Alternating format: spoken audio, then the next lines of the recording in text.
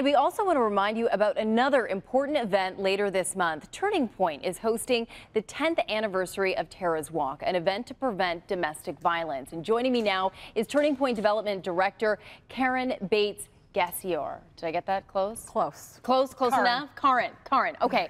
Karen, let's start with, this was a huge story a decade ago. A lot of people were talking about this, but to refresh people's mind about Tara's legacy and kind of what she went through.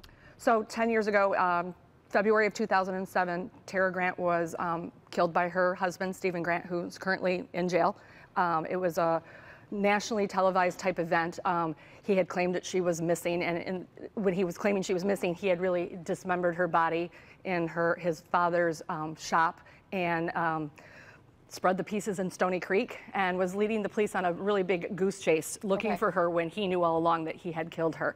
But it all eventually was resolved, and they picked him up someplace in northern Michigan, and he currently sits in jail where he belongs. So while he's in jail in the 10 years since, we have done a lot of work to raise awareness about domestic violence. It's one of those issues that I think really thrives in secrecy.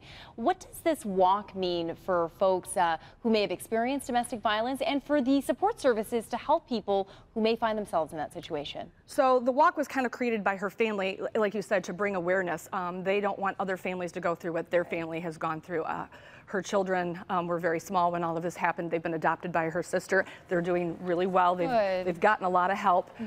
But the idea is to bring awareness to domestic violence, because like you said, it's always been the dirty little secret. So we're really attempting to bring it out into the light, as well as raise funds. The funds from this walk go to a special emergency fund for survivors who are in a lethal or emergency situation.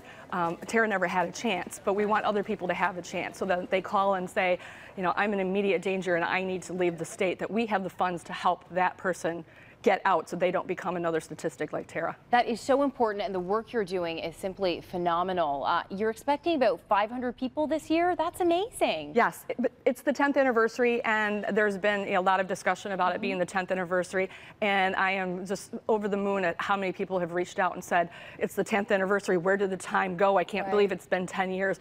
What can I do to help? How can I be a part of it? So we have 31 teams already registered on our website right now to be there. Yeah, I'm super excited about that. A lot of them are survivor teams, people who are walking in memory or in honor of somebody that they lost.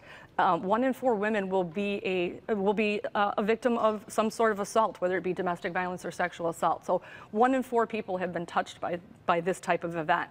So yeah, we're expecting a huge crowd and couldn't be happier about that. How can people help?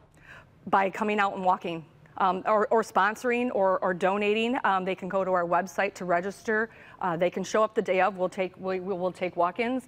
So up until 10 a.m. when the walk starts, people can show up at Freedom Hill Amphitheater and participate. And we've got that information up on your screen right now. The walk happening on Saturday, September 30th. It's a 5K walk, $25 or $20 per group of 6, and kids under 12 are free. So this is a great event that's supporting a great cause and bringing awareness, I think, to something that really deserves some attention. So thank you so much for coming and being with us this morning. It's a family-friendly event. Absolutely, and hopefully the weather holds out for it. It's in 2 weeks. Yes, please. And Hank Winchester's our MC, so we're excited by that as well. That's a ray of sunshine right there. I'm hopeful. All right, thank you so much.